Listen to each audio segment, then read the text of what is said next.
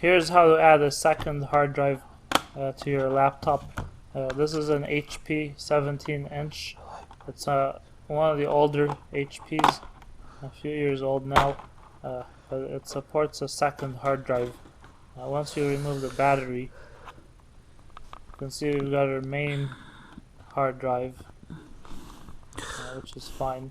You want to pull out this bracket. And now you get this secondary hard drive cable, which plugs into the second hard drive port on the motherboard.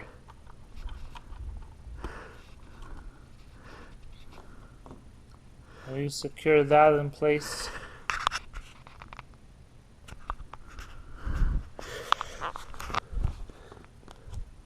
And then you attach brackets to the second hard drive. They come in a kit. And you fit your hard drive in, and you just plug it in.